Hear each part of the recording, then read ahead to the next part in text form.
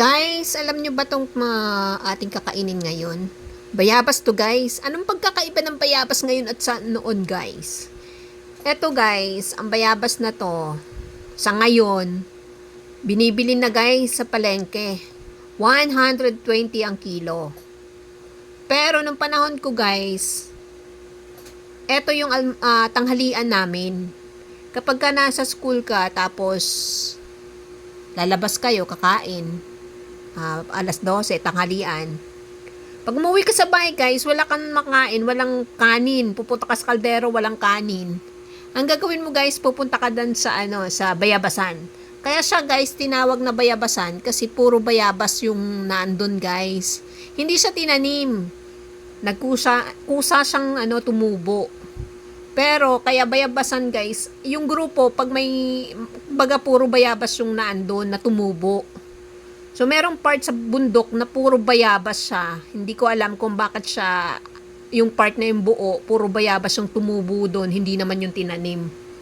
So doon kami pupunta para kumain ng tanghalian guys. Bayabas ang tanghalian namin. Ayan, kukuha ka doon. And minsan guys, napapagalitan kami ng teacher kasi dati wala namang orasan, wala namang hindi naman uso ang relo. So tantsahan lang kung nakaisang oras na ba or 30 minutes na ba. So laging nalilate, kaya pagkadating sa school, pagbalik sa school, tantsahan lang. Oh, baka late na tayo, tantsahan lang. Yun pala, late naman talaga. Ayun!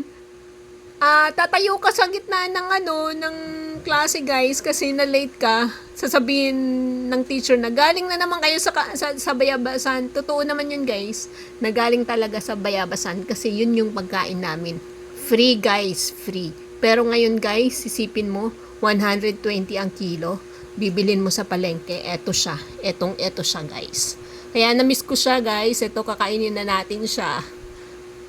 Ayun yung kwento ng bayabas nung mga panahon ko guys, kabataan namin. So yun, amoy bayabas kapag balik mo sa school. Ito yung pagkain mo tanghalian.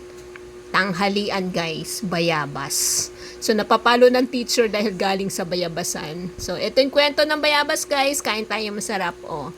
Mahal talaga ng bayabas guys, 120 na.